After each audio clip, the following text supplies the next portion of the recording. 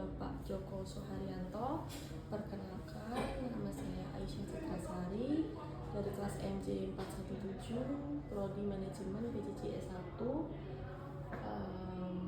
Izin untuk mempresentasikan hasil tugas saya saya mengambil judul analisis kondisi kemiskinan Indonesia tahun 2025 berdasarkan presentase penduduk miskin atau disebut PO menurut provinsi dan daerah serta rekomendasi kebijakannya. Dapat saya sampaikan untuk pendahuluannya, kemiskinan masih menjadi isu utama pembangunan karena berkaitan dengan pemenuhan kebutuhan dasar, pendidikan, kesehatan, pekerjaan layak, dan partisipasi ekonomi. Dari BPS mengukur kemiskinan melalui pendekatan Cost of Basic Needs dengan indikator utama persentase penduduk miskin atau Headcount Index yang disingkat PO. Pada bulan Maret 2025, PO Indonesia sebesar 8,47% atau sekitar 23,85 juta penduduk miskin. Penurunan angka nasional belum merata karena tiap provinsi memiliki kondisi ekonomi, infrastruktur, pendidikan, pekerjaan, dan kapasitas fiskal yang berbeda. Nah, untuk itu analisis PO menurut provinsi dan daerah penting untuk melihat konsentrasi kemiskinan, terutama perbedaan antar wilayah, perkotaan, dan pedesaan.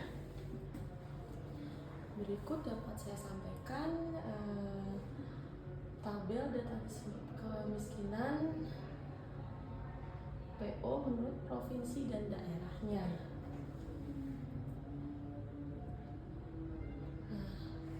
Dari tabel tersebut dapat dilihat PO nasional turun dari 8,47% menjadi 8,25%.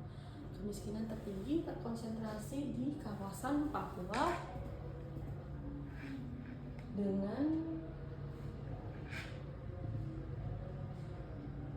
nilai yang relatif tinggi 38 sampai dengan 17%. Lalu untuk PO tertingginya Papua Tengah 29,45%, Papua Pegunungan 27,21%, Papua Barat 19,58%. Kemudian untuk PO terendah dipegang oleh Bali dengan nilai 3,43%, Kalimantan Selatan 3,73%, lalu dengan DKI Jakarta dengan nilai 4,3%. Dapat dilihat bahwa kemiskinan pedesaan masih lebih tinggi 10,72% dibanding dengan perkotaan dengan nilai 6,6% rata-ratanya.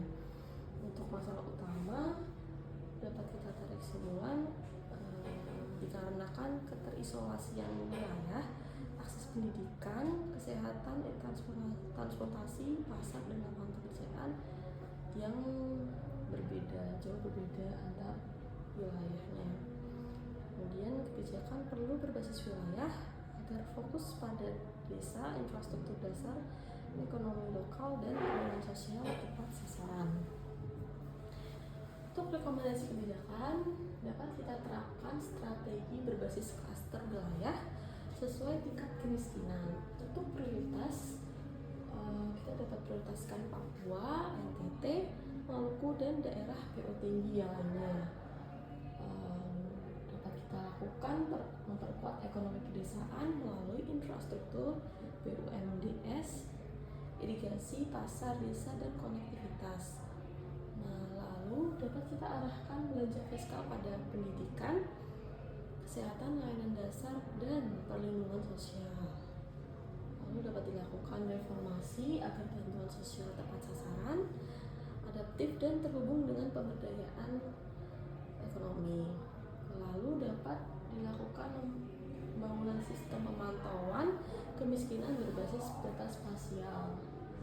Lalu memperkuat koordinasi pusat dan daerah agar kebijakan lebih terukur dan sesuai kondisi lokal.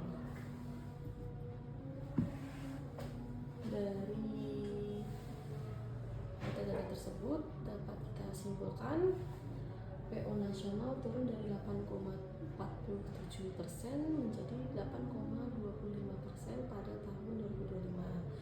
Untuk penurunan ini masih belum merata antar wilayah, terutama di wilayah Papua dan Indonesia bagian timur. Lalu untuk kemiskinan pedesaan masih lebih tinggi dibandingkan di daerah perkotaan. Nah, kemiskinan ini bersifat spasial dan struktur, dipengaruhi oleh akses infrastruktur, pendidikan, kesehatan, dan pekerjaan yang tidak merata, tidak sama antar wilayah. Lalu kebijakan ini perlu dilakukan berbasis wilayah, bukan seragam secara nasional, karena setiap daerah memerlukan perlakuan yang berbeda sesuai dengan karakteristik dan kebutuhan wilayah tersebut. Kemudian untuk prioritas, kita dapat prioritaskan desa miskin, UMKM, pendidikan, kesehatan, infrastruktur dasar, dan dana desa produktif.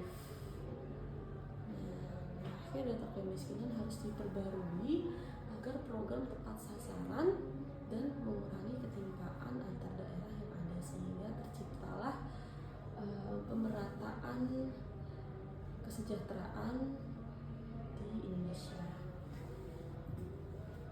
Demikian yang dapat saya sampaikan. Terima kasih.